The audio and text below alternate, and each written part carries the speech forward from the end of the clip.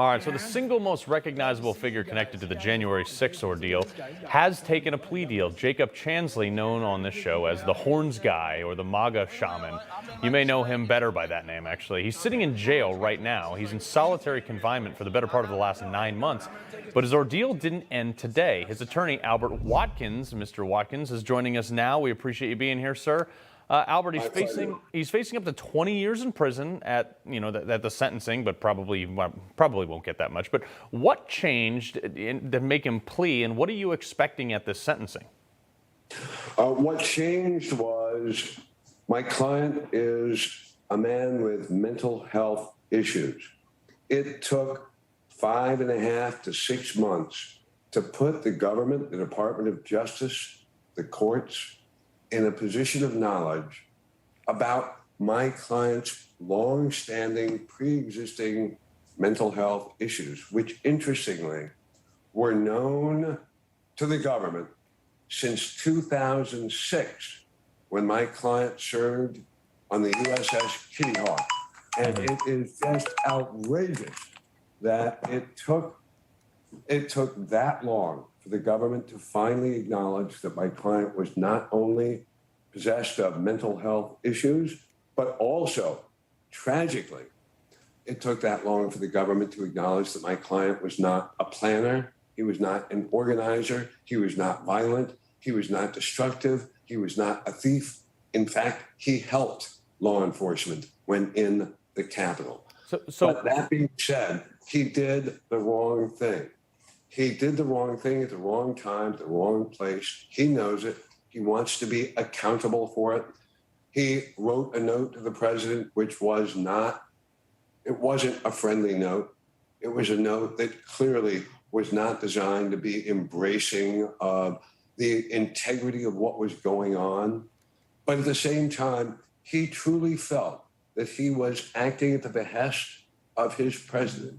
And he wanted to do so to help. I want to hold on. You're talking about President Trump, that he was acting at the behest of Trump, and like, what in the world would give you an idea that this guy was acting at the behest of President Trump?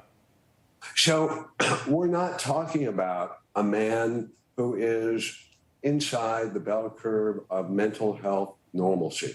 Mm-hmm. We're talking about a man who's vulnerable. So when he says that he felt he was helping President Trump, this is a man with special needs. This is a man who truly has not an evil or mean bone in his body. Yeah.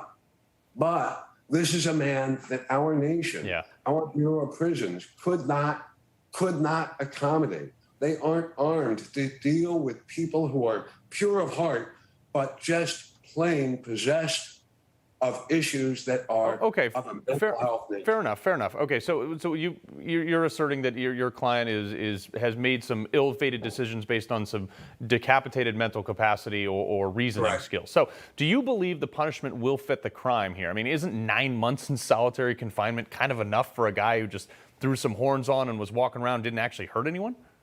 Oh, yeah, absolutely. No, he's been put through pure torture. You ask any mental health care expert, what's the worst thing you can do with somebody in a mental health crisis like he's been addressing? You put him in solitary confinement.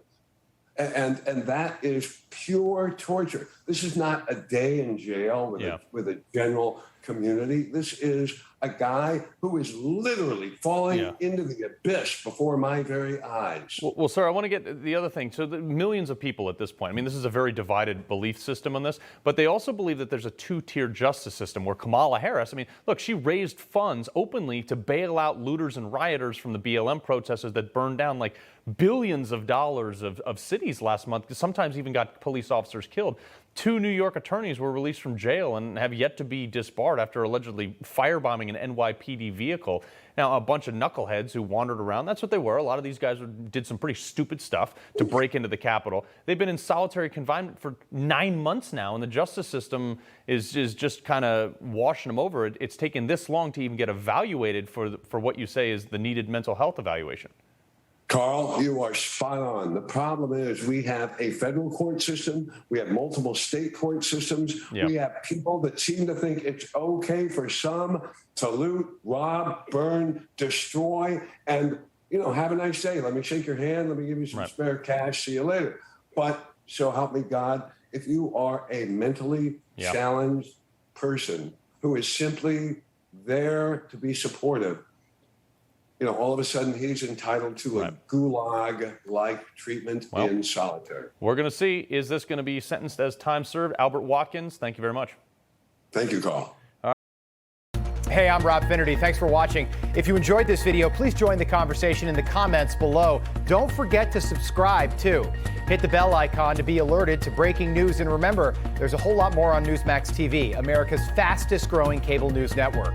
Newsmax TV, where real news for real people.